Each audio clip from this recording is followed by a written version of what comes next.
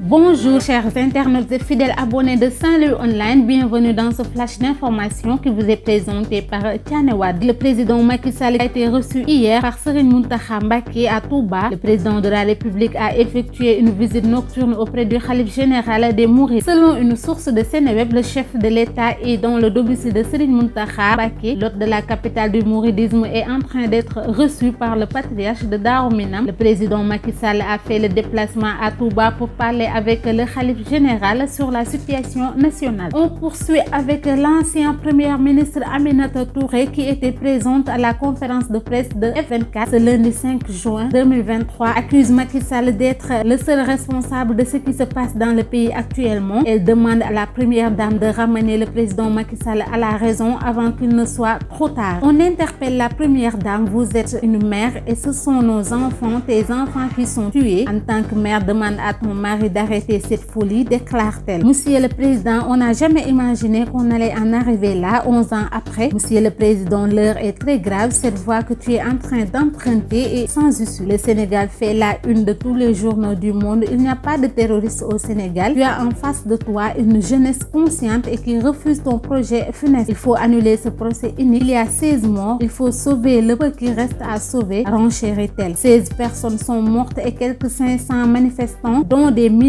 et des personnes étrangères, ont été interpellés jeudi et vendredi à Dakar et dans d'autres régions du Sénégal au cours des manifestations survenues après le verdict du procès de l'opposant Ousmane Sonko. Adji Sarr, a indiqué dimanche soir la direction nationale de la police sénégalaise. Nous terminons avec le réseau ouest-africain des défenseurs des droits humains et la coalition sénégalaise des défenseurs des droits humains se sont prononcés dans un communiqué sur les nombreuses arrestations à la suite de l'annonce du verdict du procès pour viol impliquant le leader de l'opposition Ousmane Sonko. Selon les défenseurs des droits humains, avant même cette décision de justice, des vagues d'emprisonnement de militants, de sympathisants et de l'opposition, d'activistes et de journalistes ont été notées. Ainsi, les journalistes Pape Ndiaye, Serigne Saliou Gueye et Ndeye Matignon sont toujours en détention. Et selon les dirigeants du parti politique PASTEF, plus de 500 de leurs membres seraient actuellement en détention. Alioune Sané, coordonnateur du mouvement Y en a marre et vice-coordonnateur du Front des forces vives du Sénégal, F24, a été interpellé le lundi 29